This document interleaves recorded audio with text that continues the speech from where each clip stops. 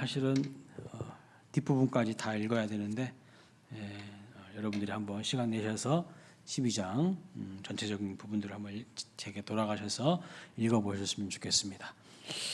오늘 날씨가 많이 최근에 추운데 그래도 이렇게 교회 오셔서 예배드리신 여러분들을 주님의 이름으로 축복하고 또 환영합니다. 옆에 계신 분 한번 인사하겠습니다. 잘 오셨습니다. 사랑하고 축복합니다. 네, 감사합니다.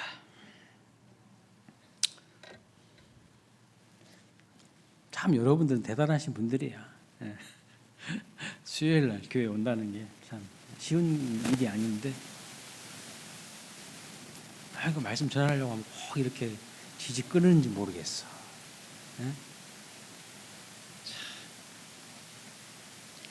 희한한 일이에요. 그죠? 아니 괜찮다가 이렇게 딱 말씀 전하려고 하면 치.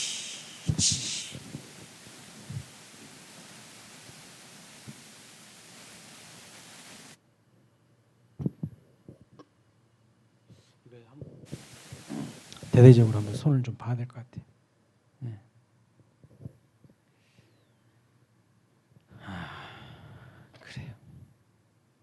그래요.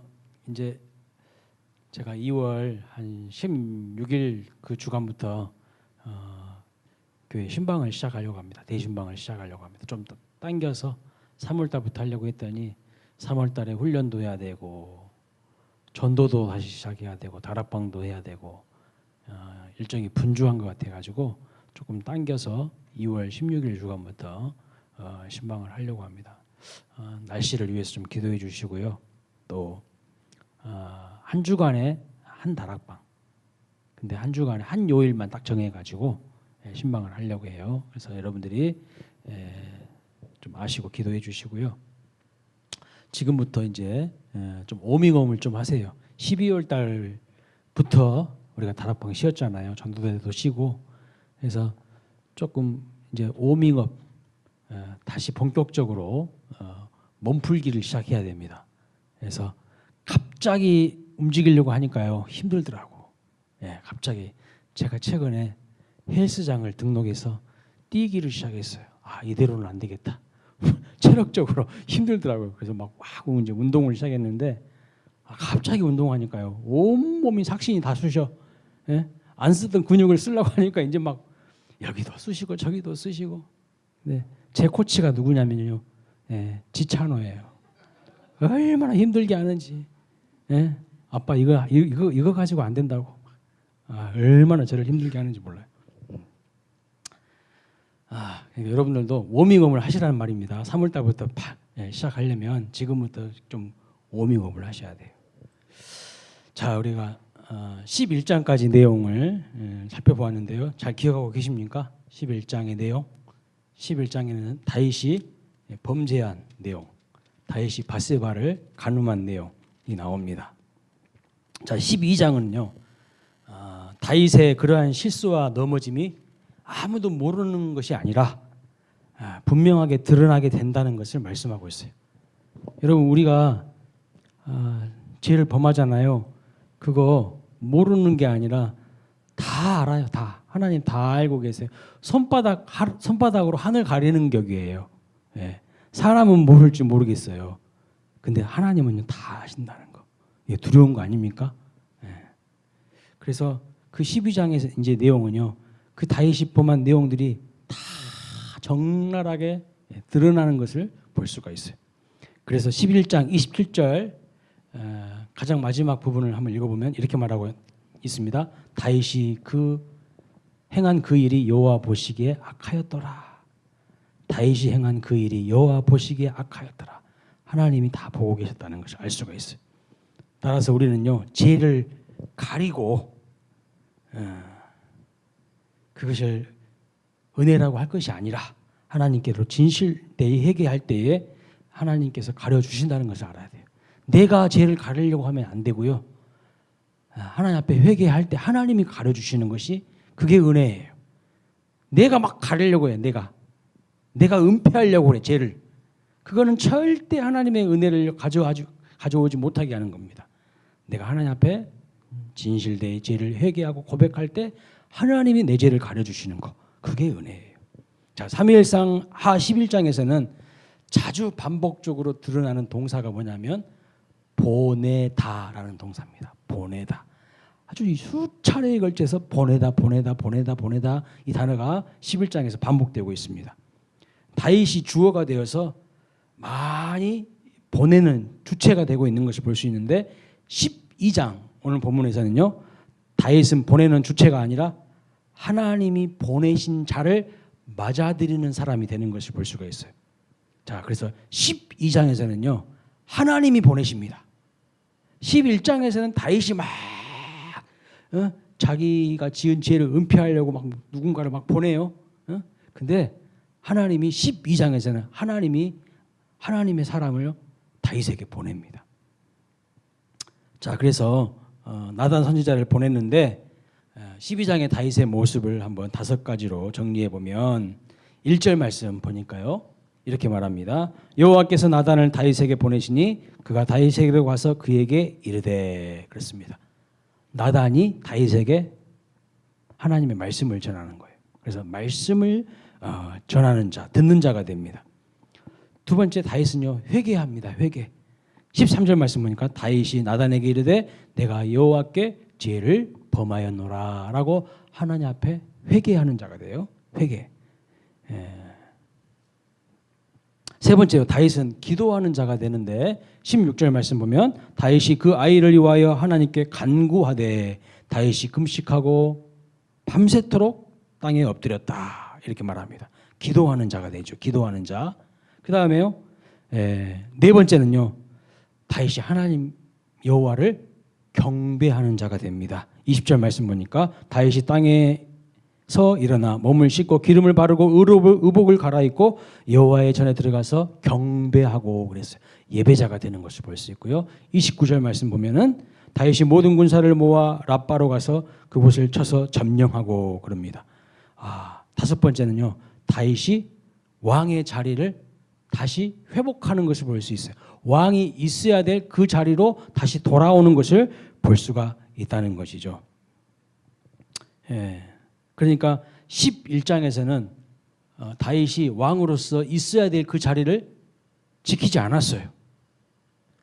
자기 부하들은 다 전쟁하러 가는데 자기는 왕궁 옥상을 한가롭게 거닐다가 바세바가 목욕하고 있는 장면을 보고 안목의 정욕에 육신의 정욕에 빠져가지고 시험에 든 거 아니겠습니까? 그러니까 왕으로서 있어야 될 자리는요, 그 전장터였는데 그 자리에 있지 않았어요. 그런데 오늘 12장에서는 다윗이 다시 전장터로 가서 그것을 누비는 것을 볼 수 있고 또 승리하는 것을 볼 수가 있다는 것이죠. 그래서 12장의 다윗은 하나님 말씀을 듣는 자, 또 회개하는 자, 기도하는 자, 예배하는 자, 왕으로서 자기 자리를 다시 돌이켜 회복하는 자로 다시 변화되게 되는 것을 볼 수가 있습니다. 그래서 1번부터 첫 번째 내용부터 5번째까지 내용을 종합적으로 요약해 보면 다윗은 분명한 회복을 경험하게 되는데 뭘 회복하는 거죠? 뭘 회복하게 되는 겁니까? 다윗다움을 회복하게 됩니다. 다윗이 원래 이런 사람이었어요. 기도하는 사람이었어요. 하나님 말씀 듣는 사람이었어요. 진실된 예배자였어요. 자기 자리 지키는 사람이었어요. 사명자였어요. 그런데 유혹에 빠져가지고 그것을 잃어버렸거든요. 다시 이것을 회복하는 다윗다움을 회복하게 되는 것을 볼 수가 있습니다. 그래서 하나님께서 다윗을 가리켜서 내 마음에 합한 자라고 하셨는데 그 모습을 회복하는 장이 바로 12장입니다. 오늘 이 자리에도 수요예배 오신 여러분들 가운데도 회복이 필요하신 분들에게 이런 은혜가 있으시기를 주님의 이름으로 축복합니다. 다시 말씀을 듣는 자로 또 회개하는 자로 기도하는 자로 주님을 마음 다해 경배하는 자로 자기 자리를 지키는 자리로 돌아가시기를 주님의 이름으로 축원합니다. 자, 그런데 오늘 본문을 보면요. 다윗의 회개는 범죄한 직후에 바로 회개했습니까? 여러분, 범죄한 직후에 바로 회개가 일어난 게 아닙니다. 오늘 본문 자세히 읽어보면요. 아이가 태어났어요. 그리고 약 1년 정도 지났습니다. 그러니까 여러분 이 1년의 시간은 어떤 시간일까요? 다윗이 범죄했어요. 바세바를 간음하고 취했어요. 그리고 아이가 태어났네요. 그 시간이 거의 1년 지난 거예요. 근데 1년 지난 뒤에 다윗이 회개한 겁니다. 그러면 그 1년 동안은 뭐 했을까요? 뭐 했어요? 여전히 예배도 하고요. 여전히 기도하는 자리도 있었어요. 형식적으로 예배는 했어요. 근데 하나님은 그 예배 안 받으셨어요. 회개하지 않는 그 예배 하나님 기뻐하시지 않고 받지 않으셨다고요. 그러니까 그 1년의 약 1년의 시간은 낭비된 시간입니다. 낭비된 시간. 1년 동안 여전히 안식일도 지키고 여러 번의 예배도 드렸을 것이고 수없이 많은 기도도 형식적으로 했을 거예요. 그런데 하나님은 다윗의 예배를요 전혀 기쁨으로 받지 않으셨다는 사실입니다. 진정한 회개 없는 예배 하나님 받으실까요? 하나님 왜 모르시겠어요? 다 알지요. 내 마음이 전심으로 드리지 않는 예배, 일심으로 드리지 않는 예배 하나님이요 그거 안 받으신다는 거예요. 백날 첫날 예배 드린들 하나님과 관계가 막혀 있는데 그게 무슨 예배가 되겠습니까? 그래서 우리가 주일 예배 시간에 깊은 예배의 자리로 나아가기 앞서 제일 먼저 뭐 하죠? 회개하는 거예요. 그건 건성으로 하는 시간이 아니에요. 건성으로. 형식적으로 하는 거 아니에요. 제일 먼저 마음 다하여 회개부터 해야 돼요. 하나님과 나 사이에 죄라는 것이 가로막지 못하도록 하나님과 진정한 교통이 임하도록 절대로 형식적으로 회개 기도하는 것이 아닙니다. 그런데 보면은요 어쩔 때는 저 혼자서 기도하는 것 같아요. 여러분들은 입도 뻥긋도 안 해. 예? 그 예배 처음부터 그 망가진 예배예요. 그거 여러분이 드리는 예배 하나님 안 받으신다는 거 알아야 돼요. 진정한 회개로 하나님 앞에 나아가야 돼요. 마음을 짜내야 돼요. 예? 상한 마음으로 간절히 하나님 앞에 예배해야 한다는 거예요. 절대로 형식적으로 회개 기도하는 것이 아닙니다. 진정성 있게 하나님 앞에 부르짖고 회개할 때 하늘문이 열리기 시작하는 거예요. 하나님의 은혜가 임하기 시작하는 거예요. 주의 영이 임재하시기 시작하는 거예요. 근데 하나님과 나 사이에 죄라는 것이 떡하니 그대로 있어요. 절대 하나님 앞에 나아갈 수가 없어요. 복이 오지 않습니다. 은혜가 오지 않습니다.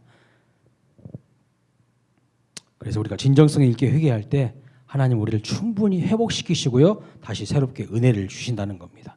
다윗이 범죄한 후 진정한 회개까지 약 1년의 시간 동안 하나님과의 친밀한 사귐 없었습니다. 하나님과의 친밀함을 잃어버린 시간, 낭비된 세월이었어요. 잃어버린 세월이었어요. 아무런 의미 없었던 낭비한 시간입니다. 그 증거가요 있어요. 그 증거가 시편에 보면 나와요. 시편에 보면요 다윗이 엄청나게 많은 시를 지었어요. 시편의 대부분을 다윗이 지었습니다. 그런데 중요한 것은 다윗이 밧세바와 범죄한 이후에 지은 시가 하나도 없어요. 시편에는요 여러분 보시면 표제어라고 있습니다. 표제어. 그 시편 바로 위에 보면 제목 같은 게 딱 붙어 있어요. 그 표제어를 보면 그 시편이 언제 누구에 의해서 기록되었는지가 좀 기록되어져 있어요. 언제 누구에 의해 기록된 시라는 것이 드러나 있습니다. 그런데 다윗이 범죄하고 회개하기 전까지 기록한 시가 하나도 없어요. 범죄하고 회개하기 전까지 기록한 시가 하나도 없어요. 눈 씻고 찾아보세요. 있는가? 없어요. 무슨 뜻일까요? 다윗이 바빠서 시를 못 썼을까요? 아니에요. 하나님과의 친밀한 사귐과 교제를 상실했다는 뜻입니다. 하나님과 친밀한 사귐과 교제를 상실했다는 거예요. 과거의 다윗은요 광야에서 왕에게 쫓기는 그런 가운데서도요 다 시를 기록했어요. 영성이 있는 시를 기록해요. 예. 하나님과 친밀한 사귐이 있었어요. 그래서 그런 시들을 썼었어요. 바빠서 못 쓴 게 아니에요. 정신없이 바쁘게 살면서 언제 사울 왕에게 발칵될지 모르지만 쫓기는 신세였지만 그런 형편에서도요 다윗은 늘 하나님을 노래했습니다. 하나님의 아름다우심을, 하나님의 위대하심을, 하나님의 은혜를 고백하고 노래했어요. 시로 표현했습니다. 그런데 범죄한 후에 회개하기까지 1년 동안은요 삭막한 삶을 살아갑니다. 삶의 기쁨이 하나도 없어요. 삶의 만족이 하나도 없어요. 사는 게 아니에요. 예. 영적으로 메마르고 드라이하고 무미건조한 인생을 살아가요.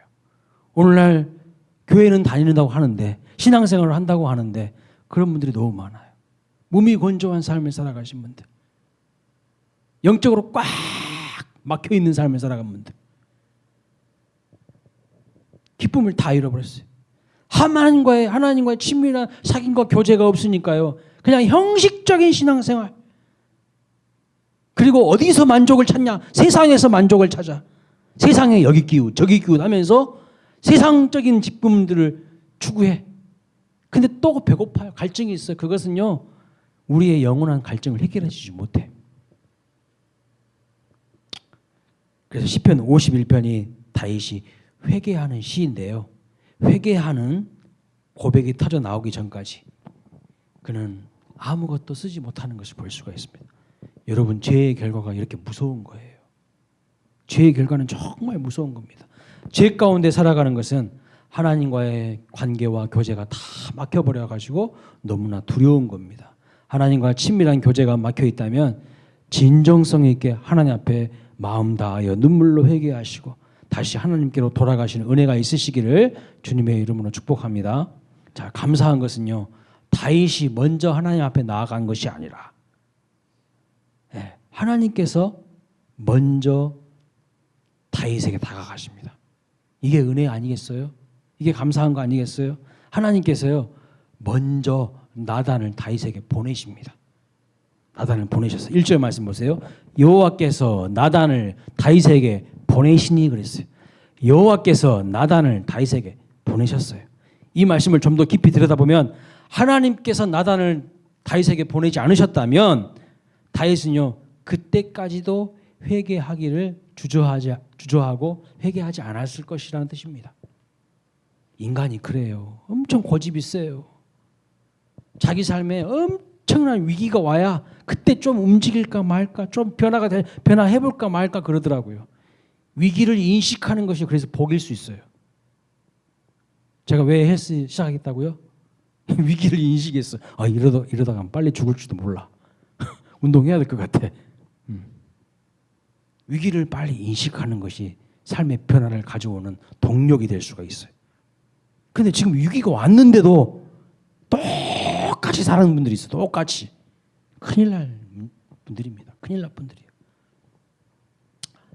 항상 하나님이 나보다 먼저 앞서서 찾아오시고요, 먼저 앞서서 인도하시고 앞서서 우리를 위하여 새 일과 큰 일을 행하시는 분입니다. 그런데 하나님은요, 어떻게 우리에게 찾아오시냐면 주의 종들을 보내시는 거예요.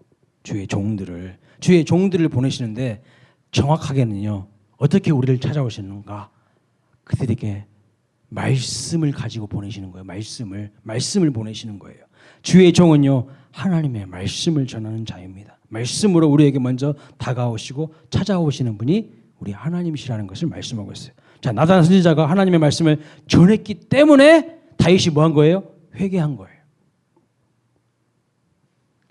그런데 오늘 주목한 사람은 나단이 아니라 다윗입니다. 그리고 하나님이 나단에게 주신 말씀은 실제로 7절부터 12절까지의 내용입니다. 무슨 내용이냐면, 내가 너를 이스라엘 왕으로 삼았고 많은 것을 주었는데 너는 어떻게 나를 이렇게 업심여기고 무시하고 이렇게 나쁜 짓을 했느냐, 왜 남의 아내를 빼앗느냐고 이야기하시는 말씀이 하나님이 나단 선지자를 통해서 주시는 말씀입니다. 그런데 놀라운 것은 나단이 하나님께 그 말씀을 받았는데요, 다윗을 만나자마자 그 이야기를 한 게 아니에요. 자, 오늘 우리 1절부터 4절까지 내용 보시면 나단이 이야기 한 가지를 준비해서 가요. 분명히 하나님께 메시지 받았어요. 그런데 나단이요, 그 메시지를 전하기 위해서 자기가 무슨 이야기를 하나 더 준비해서 갑니다. 어떤 이야기입니까? 부자 한 사람이 있고 가난한 사람 한 사람이 있어요. 하나님이 나단에게 전하라는 이야기는 너 죄인이다, 너 큰 잘못을 했다 지적하는 내용입니다. 그래서 나단이 다윗을 만나자마자 너 임마, 너는 살인자야, 너는 가늠한 사람이야, 너는 죄를 많이 지은 사람이야 지적하는 내용이 아니에요. 그렇게 말할 수도 있지만 그렇게 말하지 않았어요. 그런데 나단이 어떻게 말합니까? 당신이 하나님 앞에 큰 죄를 범했다고 이야기하지 않고 다른 이야기를 하나 준비하고 있는 것을 볼 수 있는데, 저는요, 우리가 이렇게 나단처럼 좀 배워야 된다고 생각해요. 나단의 이 모습을 배워야 한다고 생각합니다. 여러분, 우리 모두도 하나님의 말씀을 전하는 사람이 돼야 됩니다. 목사님만, 전도사님만 전하는 게 아니라 우리 모두도요, 우리 공동체 안에, 여러분들이 속한 가정 안에서 또 공동체 안에서 직장에서 하나님 말씀 전하는 사람이 돼야 되는데, 좀 나단처럼 지혜로운 사람이 되었으면 좋겠어요. 나단을 배워야 됩니다. 근데 어떻게 전하냐면요, 나단이 어떻게 전합니까? 결국은 당신이 죄인이라는 말을 해야 되는데 먼저 그 말을 한 게 아니에요. 이게 나단의 지혜입니다. 나단의 이야기를 듣고 다윗이 아주 그냥 그 이야기에 몰입을 하고 빨려 들어가는 것을 볼 수가 있어요. 다윗이 나단의 이야기 듣고 뭐라고 반응합니까, 여러분? 천하의 나쁜 놈이라고. 나단의 이야기를 딱 듣더니 다윗이 화가 막 엄청났어요. 이런 나쁜 놈이 다 있냐고, 죽일 놈이라고 막 하면서 막 엄청나게 화를 냈습니다. 그 놈은 마땅히 죽여야 된다고 이야기를 합니다. 그러니까요, 나단이 뭐라고 하죠? 그 놈이 바로 너야. 그렇게 이야기한 거예요. 그 놈이 너라고. 당신이 바로 그 사람이라고 할 때 다윗이요, 그렇구나. 내가 하나님 앞에서 이렇게 큰 죄를 범한 존재였구나 깨닫게 되었다는 것입니다. 죄인임을 비로소 깨달을 때, 내가 죄인임을 직면하게 될 때 비로소 회개가 터지고 하나님의 은혜가 그 심령 가운데 임하게 된다는 거예요. 자, 나단이 하나님의 뜻을 알고 다윗을 만났을 때, 당신은 살인자요, 당신은 가늠한 사람이에요, 부하의 아내를 빼앗은 나쁜 놈이요, 정욕에 눈먼 하나님의 배신자요라고 할 수도 있었겠죠. 근데 그런 이야기부터 하지 않았어요. 그렇게 하지 않고 한 이야기를 딱 준비해 가서 충분히 스스로 깨달을 수 있도록 했을 때에 다윗은요, 자기가 죄인임을 인정하지 않을 수가 없었던 거예요. 오늘 우리가 이 지혜를 배워야 돼요. 우리가 전도도 이렇게 해야 됩니다. 대놓고 예수 천당, 불신조, 그것은요 별로 지혜롭지 못한 방법이에요. 나단이 이 시대에 와서 사람들에게 전도한다면 예수 천당, 불신지옥이란 말은 이렇게 직접적인 말을 안 했거나 아니면 상당히 뒤에 했을 거예요. 뒤에, 나중에 했을 것이라는 이야기입니다. 복음을 우리가 알지만 어떻게 전해야 하는지 그 방식도 우리가 고민을 해야 된다는 거예요. 직접적으로 이야기할 때 사람들은요, 처음부터 듣지 않거나 그냥 딱 거부해버려요. 오늘 우리의 문제점이 그거예요. 고민이 없어요. 복음을 어떻게 전해야 될 것인지에 대한 고민이 없어요. 복음은 다 알아. 근데 전달하는 방식이 좀 문제가 많아요. 지혜가 필요하다는 겁니다. 자, 나단이 만든 이야기 참 재미있죠. 나단이 말하는 부자는 누구를 가리키는 겁니까? 직접적으로 누구를 가리키는 거예요? 다윗이에요. 여기 한 부자는 다윗을 말하는 거예요. 가난한 사람은 그럼 누굽니까? 우리야 장군이에요. 가난한 사람은 우리야 장군. 부자가 거느린 많은 양떼는요, 다윗이 거느린 많은 아내를 의미하고 있어요. 가난한 사람이 가진 어린 양 한 마리는 그러면 누구를 말하는 거예요? 밧세바를 말하는 거예요. 우리야 장군의 부인인 밧세바를 말하는 겁니다. 그런데 제가 집중하고 싶은 한 등장인물이 있어요. 따로 있어요. 누구냐면 4절에 보십시오. 어떤 행인이 그 부자에게 오매. 이 모든 사건의 시작은 어떤 행인이 갑작스럽게 등장한다는 것이죠. 그 한 행인 때문에 지금 벌어진 사건입니다. 여러분 맞습니까? 1절부터 6절 사이에 보면 한 행인이 등장하잖아요. 4절에. 그 갑작스럽게 등장한 행인 때문에 벌어진 일 아닙니까? 그런데 여러분, 그러면 이 이야기에서 이 행인, 이 방문자는 누구를 상징하는 것일까요? 무엇을 상징하는 것일까요? 부자가 다윗이고 가난한 사람이 우리야 장군인데, 그러면 갑작스럽게 방문한 이 행위는 무엇을 의미하는 것일까요? 유혹입니다. 유혹을 말하고 있어요. 우리는 이 이야기를 통해서 유혹에 대한 중요한 교훈을 한 가지 발견할 수 있는데, 유혹은요, 예고 없이 어느 날 갑자기 문득 찾아온다는 것입니다. 그래서 오늘날 우리를 찾아오는 방문자 또는 행인, 나그네와 같다는 거예요. 이 유혹이라는 방문자는 내가 언제 당신을 찾아가겠다고 예고하지 않아요. 광고하고 오지 않습니다. 오늘날 갑자기 찾아와요. 누구든 찾아갈 수 있습니다. 남녀노소 가리지 않아요. 직업도 직분도 가리지 않습니다. 여러분 목사에게는 유혹이 없습니까? 목사님들은 더 유혹이 강력해요. 리더십들은요 더 유혹이 강력해요. 왜요? 리더 한 사람 딱 무너뜨리면 그 공동체는 끝나요. 사탄 마귀는요 리더십을 더 노리고 있어요. 공자 선생님이 뭐라고 하는지 아세요? 나이가 40이 되면 불혹이라고 했어요. 불혹. 50이면 지천명이라 했거든요. 근데 제가 불혹이라는 뜻이 뭔 뜻이죠? 어떠한 미혹에도 흔들리지 않는 나이라고 말하지 않습니까? 40을. 미혹되지 않는다는 뜻입니다. 근데 제가 이렇게 보니까 공자 선생님은 인간을 잘 모르는 것 같아. 무슨 40이 유혹에 흔들리지 않는 나이입니까? 40대가요 제일 불륜이 많아요. 착각도 자유야. 공자는 인간을 몰라. 예. 불륜이 가장 많은 나이가 때가 40대라니까요. 유혹이라는 방문자가 가장 많이 방문하는 때가 40대예요. 유혹은요. 오늘 밤에 여러분들이 예배를 잘 드리고 집으로 돌아가는 사이에 슬며시 여러분 마음에 딱 찾아올 수도 있어요. 부지불식간데 예고 없이 갑자기 내 마음을 흔들어대요. 다양한 각양각색의 유혹들이 우리의 마음을 흔들어댑니다. 근데 반드시 기억해야 될 것은 갑자기 방문자가 찾아오는 것은 어떻게 할 수 없지요. 그렇지만 이 방문자를요 집 안으로 들여보낼 것인가 말 것인가는요 여러분의 선택이에요. 여러분의 결정이에요. 그러니까 다윗의 문제가 뭡니까? 이 유혹을, 이 방문자를 자기 집 안으로 들였다는 거예요. 딱 차단시켜야 되는데 아니야 이거 잘못된 거야 탁 쳐야 되는데 그냥 에이 뭐 한번 해볼까? 받아들였다는 거예요. 거절해야 되는 유혹인데 내쫓아야 되는 유혹인데 자기 마음으로 들였다는 거예요. 그뿐만 아니라 이 다윗의 문제가 뭐냐면 이 유혹이라는 방문자를요 만족시키려고 했어요. 만족. 자 4절 말씀 보면 이렇게 말합니다. 어떤 행인이 그 부자에게 오매 부자가 자기에게 온 행인을 위하여, 다시 말하면 유혹을 만족시키기 위하여 이런 뜻이에요. 누구를 위하여? 자기에게 온 그 행인을 위하여 뭐합니까? 다른 사람의 것을 포기하게 만듭니다. 다른 사람의 것을 빼앗아요. 자기의 양과 소를 잡은 것이 아니라 다른 사람, 즉 가난한 사람 양새끼를 빼앗아서 그 행인을 위하여 잡게 만들죠. 이게 문제라는 거예요. 이게 문제라는 거. 여러분 유혹이라는 것을 내 속에 들이고 그 유혹자를 만족시키려고 하는 데서 모든 문제가 시작된다는 것을 알아야 됩니다. 여러분 인생에 갑자기 찾아온 유혹을요 마음속으로 절대 들이지 마시기를 축복합니다.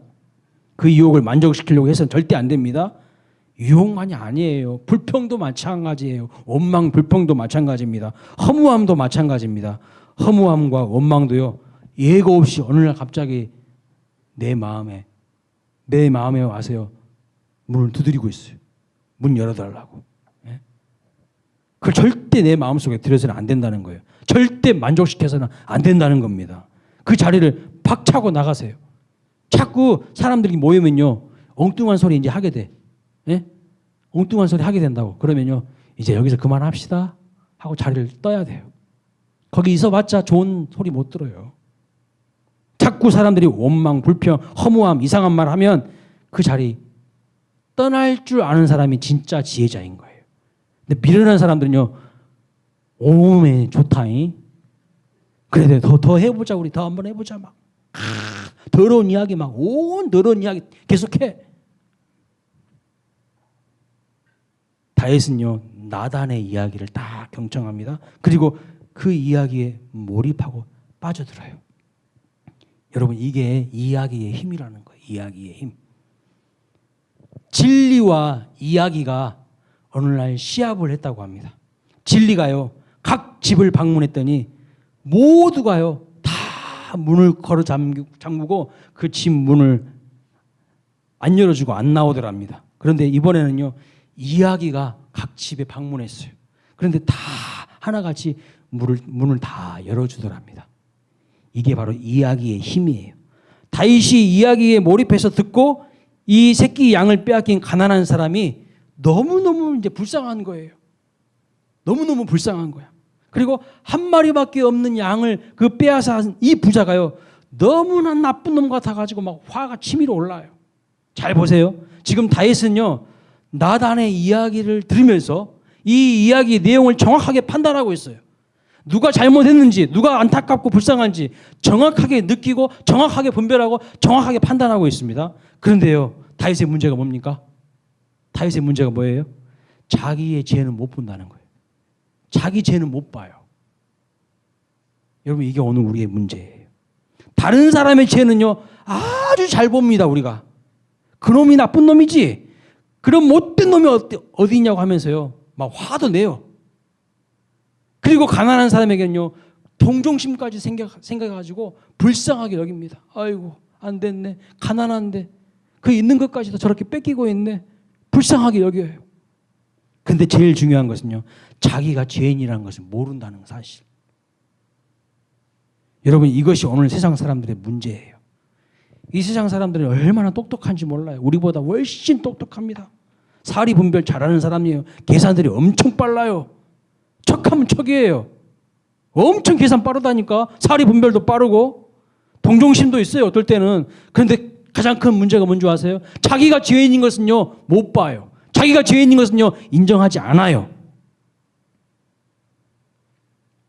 그런데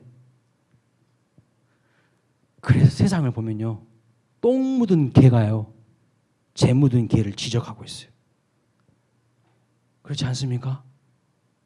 똥 묻은 개들이요, 재 묻은 개를 막 지적하더라고. 예수님이 뭐라고 말씀하시냐면 누가복음 6장 42절에 이렇게 말합니다. 외식하는 자여, 먼저 내 눈 속에 있는 들보를 빼라. 그 후에야 네가 밝히 보고 형제의 눈 속에 있는 티를 빼리라. 그렇게 하셨어요.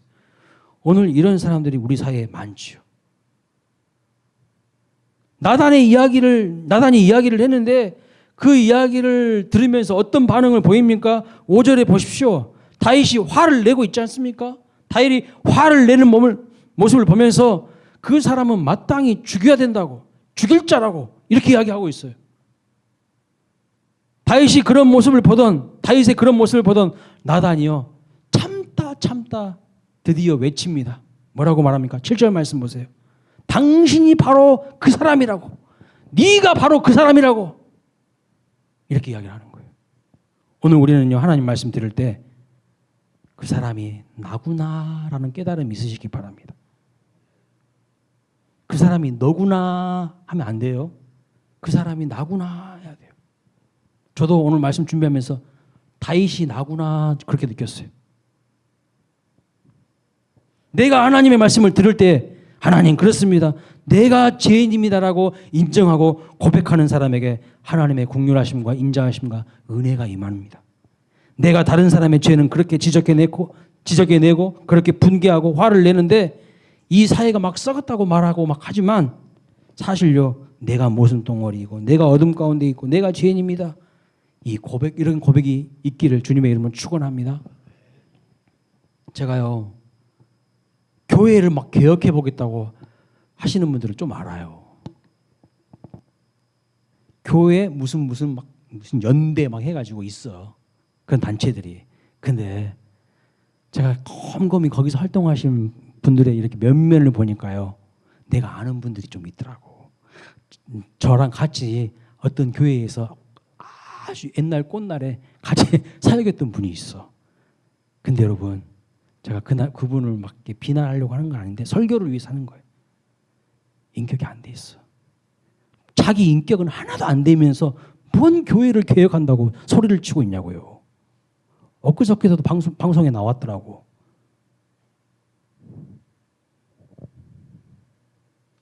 자기는 똥 묻은지를 모르고 교회가 막 재 묻었다고 막 떠벌리고 다니고 있어. 자, 나단이요, 놀라운 이야기를 한 가지 합니다. 14절 말씀입니다. 이 일로 말미암아 여호와의 원수가 크게 비방할 거리를 얻게 하였으니. 죄를 짓게 되면 어떻게 되는 것입니까? 하나님의 원수인 사탄이 하나님께 비방할 거리를 내주게 되는 거예요. 사탄이 비방할 거리를 얻게 된다고 말씀하고 있어요. 요한계시록 12장에 보면요, 밤낮 우리를 참소하는 자가 쫓겨난 그 이야기가 나오는데, 천상에서 무슨 일이 벌어지고 있냐면 하나님께서 보좌에 계시고요, 밤낮으로 우리를 참소하는 자가 있다는 것을 말하고 있어요. 그게 누구냐면 사탄이에요. 사탄이 우리가 죄 지은 것을 가지고 하나님 앞으로 가가지고 날마다 참소한다는 거예요. 정죄한다는 거예요. 고발하고 정죄한다는 거예요. 그러니까 우리가 죄를 지으면 사탄이 신이 나가지고 하나님 앞에 가서 뭐 한다는 거예요? 다 이른다는 거예요. 당신의 마음에 합하다고 한 저 다윗 좀 보라고. 다윗 좀 보라고. 저렇게 행동해도 저렇게 살아도 당신의 마음에 합하십니까? 당신 참 한심합니다. 이렇게요. 우리의 죄 지은 것을 가지고 사탄이 참소하고 하나님을 크게 비방하게 하는 비방거리를 준다고 말씀하고 있어요. 여러분, 사탄에게 비방거리 주시지 마길 바랍니다. 감사한 것은 여호와 하나님 앞에서 참소하는 자도 있지만 우리를 위하여서 변호하시는 분도 있다는 겁니다. 여러분, 우리가 죄를 지으면 하늘 법정에서 어떤 일이 일어납니까? 사탄이 하나님 앞으로 쪼르르 가가지고 봤죠? 오늘 수원광일교회 오는 성도들 죄 짓는 거 보셨죠? 죄 짓는 거 보셨죠?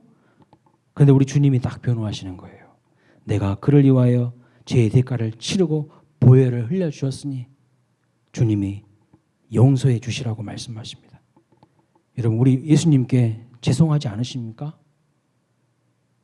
사탄은 계속 우리가 죄 지을 때마다 하나님 앞으로 가서 참소하는데 예수님은 계속 십자가의 보혈로 그 죄가 사해졌다는 것을 계속 선언하신다는 거예요. 여러분, 죄를 지어도 예수님이 용서해 주시면 되지, 그렇게 생각해서는 안 돼요. 나의 그 죄가 주님의 마음을 아프게 하는 큰 비방거리가 되게 한다는 것을 알아야 돼요. 나의 죄로 인한 넘어짐 때문에 하나님이 욕먹는다는 것을 알아야 된다는 거예요. 다윗이 나단의 이야기를 여기까지 듣고요, 이제 회개합니다. 회개해요. 13절 말씀 보세요. 다윗이 나단에게 이르되 내가 여호와께 죄를 범하였노라 라고 회개하죠. 미국의 대통령이었던 빌 클린턴 여러분 아시죠? 이 사람이 스캔들 터지고 나서 전 세계에 다 알려진 다음에 이분이 목사님들을 다 모아놓고 조찬 기도회에서 이렇게 말했습니다. 저는 죄를 지었습니다. 저는 죄를 지었습니다. 제가 죄 지었다는 것을 멋있게 말할 수 있는 방법은 없다고 생각합니다. 제가 용서받으려면 단순히 슬퍼하는 것보다 두 가지가 필요한데, 첫 번째는 정말 순수한 회개가 필요하다고 생각합니다. 내 스스로에게 내가 정말 순수한 회개가 필요하다고 생각합니다. 그리고 내가 바뀌려는 결심이 필요하다고 제가 생각합니다. 두 번째는 내가 정말 깨어진 심령이 되어야 한다고 생각합니다. 내가 원하는 사람이 되려면 내 힘으로는 안 되고 하나님이 도와주셔야 된다고, 하나님의 도움이 필요하다는 것을 그가 목사님들 앞에서 진정성 있게 고백을 했어요. 빌 클린턴이 그랬다는 거예요. 스캔들 터지고 난 다음에. 저는 이 내용을 보면서 좀 우리나라 대통령도 좌우 진영 논리를 떠나서 좀 회개했으면 좋겠어요. 우리 한국 교회 지도자들도 진짜 순수한 마음으로 하나님 앞에 결심하고 회개했으면 좋겠습니다. 다윗도 오늘 본문을 보면요, 나단 선지자의 죄를 딱 지적받고 회개하지 않습니까? 감히 왕의 죄를 들춰내? 지도세도 모르게 죽여! 하면 죽었을 거예요. 나단. 감히 대제국의 왕이잖아요. 근데요, 엎드려서 회개해요. 눈물로 침상을 적시면서 가슴을 찢어요. 그러니까 다윗이 위대한 거예요. 솔로몬은요, 사울 왕은 죄를 지적해도 자기 자리만, 자기 체면만 생각한 사람이야.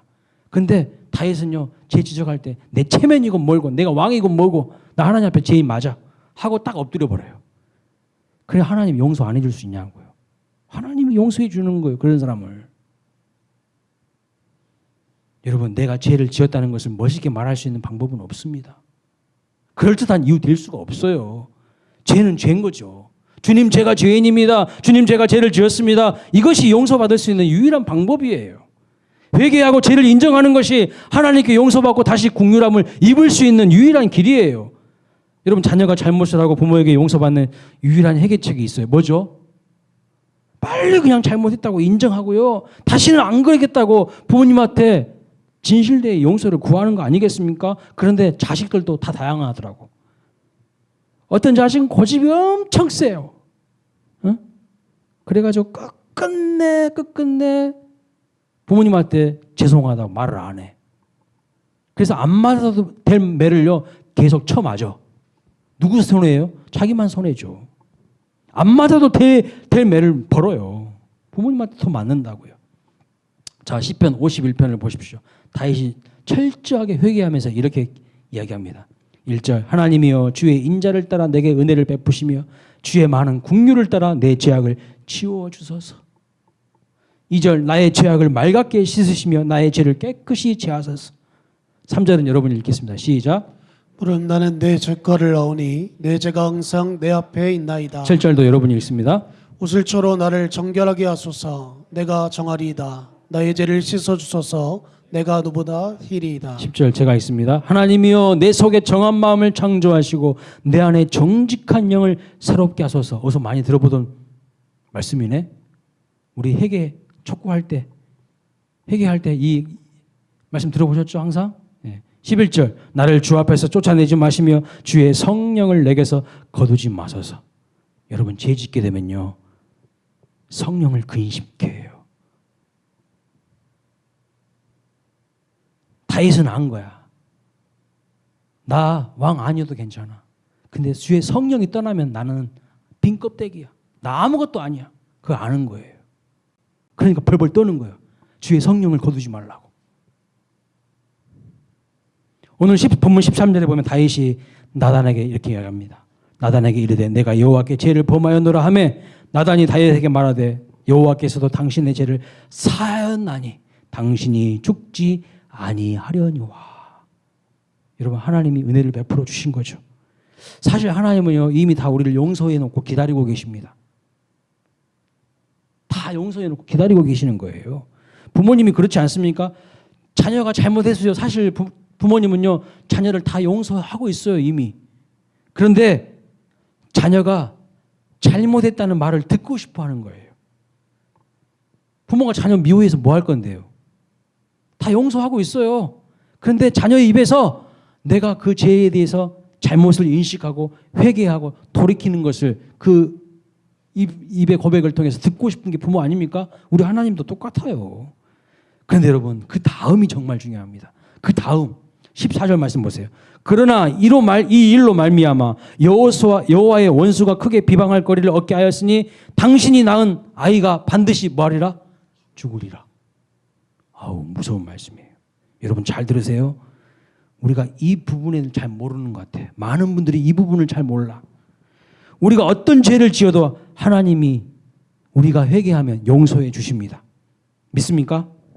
다윗을 분명히 하나님이 용서하셨고 깨끗이 정하게 하셨고 다윗은 구원받은 줄로 믿습니다. 그런데요. 여기서부터가 중요해요. 죄의 열매는 남아있어요. 죄의 열매는 남아있다는 거예요. 죄로 인한 고통은요. 기다리고 있고요. 그 아이가 죽습니다. 많은 성도들이 이걸 몰라요. 그리고 다윗은 자기 집안에 자기가 심은 죄의 열매를 거두고 죄의 대가를 하나님이 철저하게 치르게 하시는 것을 볼 수가 있어요. 지난번 제가 수요일 때 말씀드렸죠. 암논 큰아들이요. 다윗의 딸 이복 여동생 강간해버려요. 그것을 보고 있던 압살롬이 자기 형 암논을 죽여버려. 콩가루 집안이 돼버리는 거예요.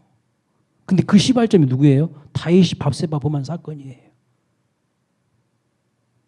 하나님은 진정성 있게 회개할 때 다윗을 용서해 주십니다. 그런데 그가 뿌린 죄의 씨앗은요 반드시 열매를 거두게 되어 있다는 거예요.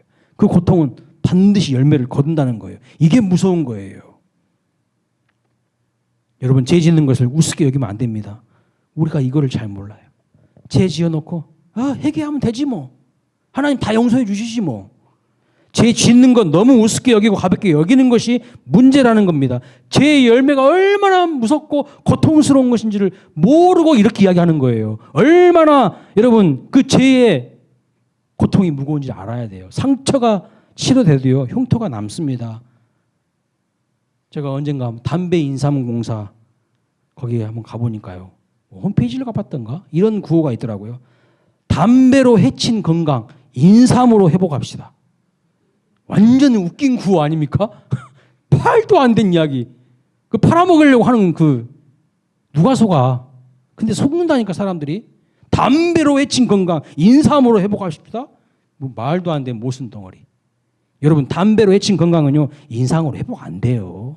회복 안 된다고. 회개하고 용서받아도 뿌린 죄악의 씨앗들 그 열매로 다 거둬들이게 돼 있어요. 고통으로 돌아오게 됩니다. 마약하던 사람들이 회개하고 마약을 끊어도요 이미 망가진 몸 어쩔 수 없어요. 남편이 불륜에 빠졌습니까? 철저하게 하나님께 회개하면요 하나님은 용서해 주시겠죠. 용서해 주십니다.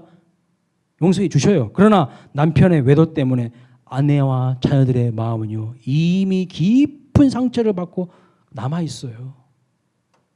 상처가 남아있다고. 죄의 결과는 남아요. 죄의 열매는 남아요. 오늘날 기독교 신앙이 천박해진 이유가 뭔지 아십니까? 왜 기독교 신앙이 천박해진 줄 아세요? 하나님께 회개하면 용서받는다는 것만 강조했어요. 값싼 은혜만 강조했다고요. 물론 하나님은 우리가 회개하면 용서해 주십니다. 그러나 죄 지은 결과는요 반드시 고통으로 돌아오게 돼 있어요. 이거를 몰라 사람들이. 하나님의 은혜로 구원받았으면 우리의 삶이요 거룩한 성화의 삶으로 연결되고 이어져 가야 된다는 거예요. 그런데 나는 구원받았어. 이제 땡. 그 구원파예요. 구원파. 삶의 변화가 있어야 진짜라는 거예요. 거룩한 삶의 열매가 없다면요 그 구원을 의심해 봐야 되고요. 그건 가짜 나일론 신자예요. 주님은 분명히 말씀했어요. 열매로 알리라. 열매가 없으면 삶에 변화된 열매가 없으면 가짜라는 거예요. 나더러 주여 주여 주여 하는 자마다 천국에 가지 않는다고 했어요. 그래서 진정한 구원은 뭔지 아십니까? 이거예요. 칭의 플러스 성화예요. 과거의 한국 교회는요 칭의만 강조했어요. 은혜만. 믿음으로 그냥 의로워지는 거. 진짜 믿음으로 의로워진 사람은요 거룩한 삶의 변화와 열매가 있어야 되는 거예요. 이게 진짜 구원인 거예요.